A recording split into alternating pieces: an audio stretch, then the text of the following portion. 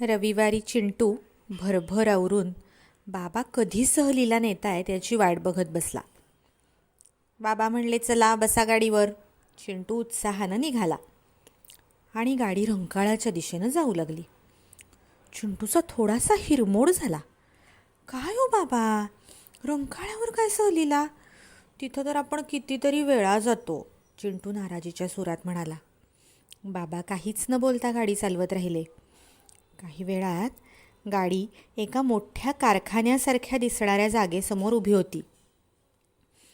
चिंटूनं नाव वाचलं तर दुधाळी सांडपाणी प्रक्रिया केंद्र. अरे, हे आहे होय आपलं सहलीचं ठिकाण. चिंटू काहीतरी नवं बघायला मिळणार, शिकायला मिळणार म्हणून खुश झाला होता. हे केंद्र बघण्याकरता आधी महानगरपालिकेची परवानगी घ्यावी लागते. बाबांनी ते काम आधीच केलं असल्याने ते दोघे सरळ आत गेले. काही वेळात तिथले काका संपूर्ण प्रकल्पाची माहिती देण्याकरता आले.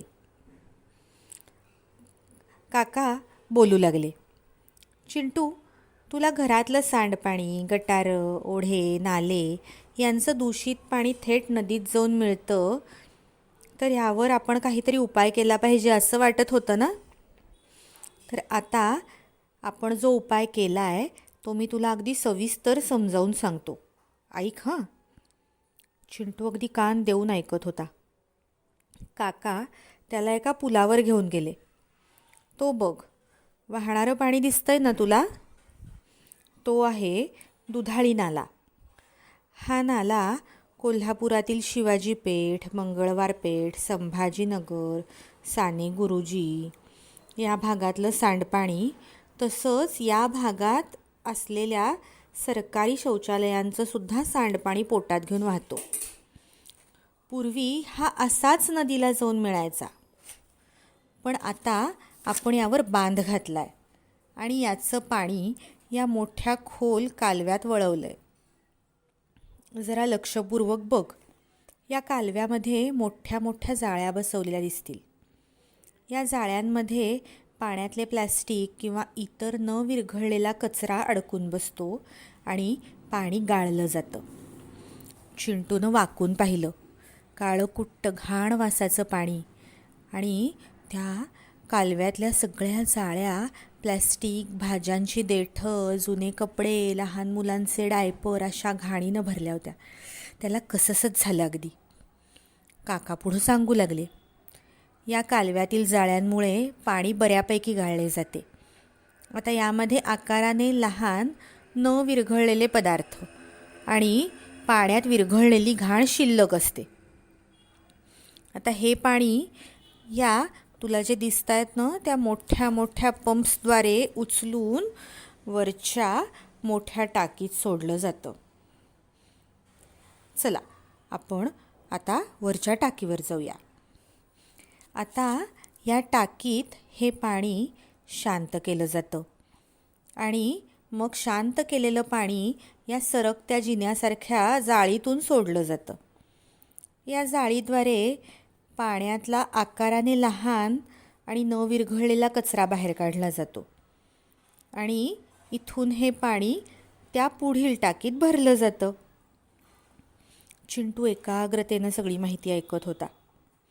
त्या पुढच्या टाकीतलंही पाणी काळं कुट्टच होतं, पण ह्या दुसऱ्या टाकीत एक पंप आणि एक मोठाच्या मोठा स्क्रू होता.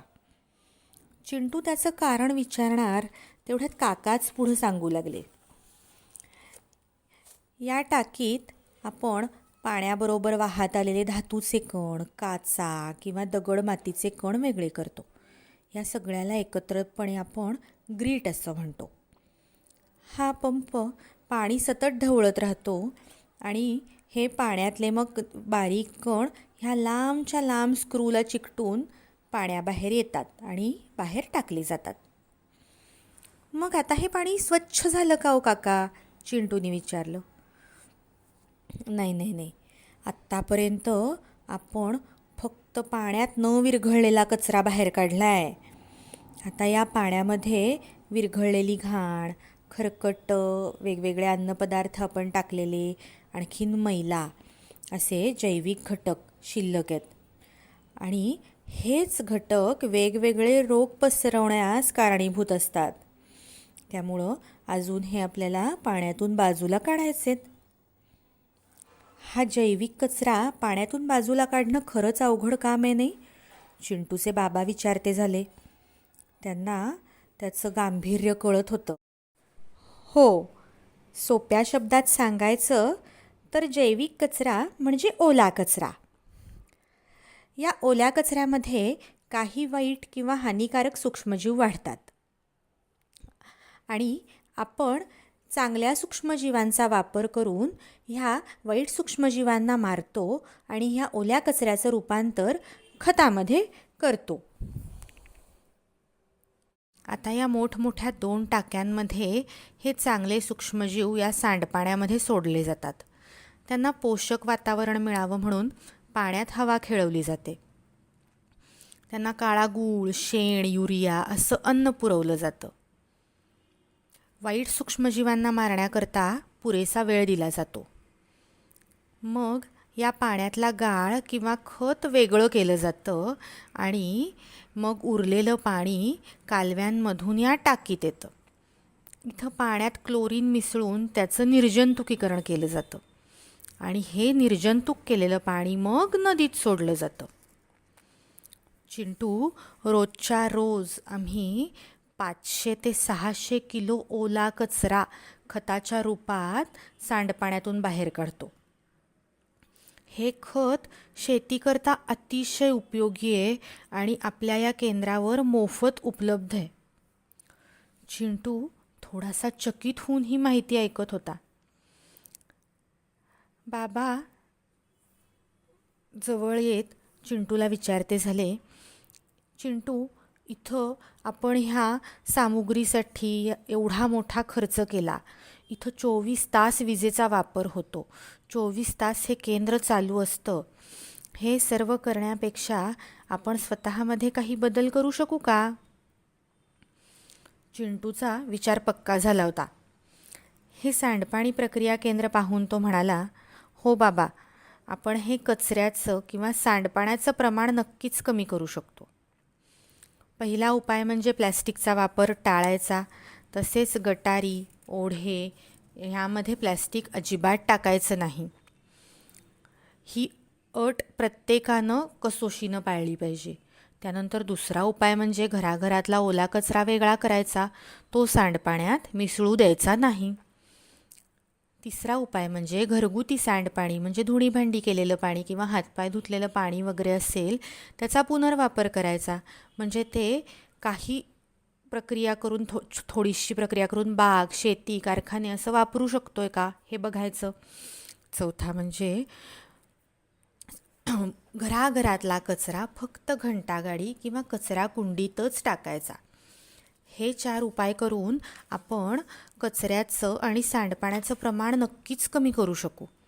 काकांना चिंटूचं उत्तर ऐकून आनंद झाला. चिंटू आणि बाबा स्वतःमध्ये काही बदल करायचे असा ठाम निश्चय करून परत घरी यायला निघाले. तर मुलांनो, आवडली का तुम्हाला ही आगळी वेगळी सहल चिंटूची? आवडली असेल तर चिंटूप्रमाणे तुम्हीही काही निश्चय नक्कीच करू शकता. स्वतःमध्ये बदल नक्कीच करू शकता. धन्यवाद.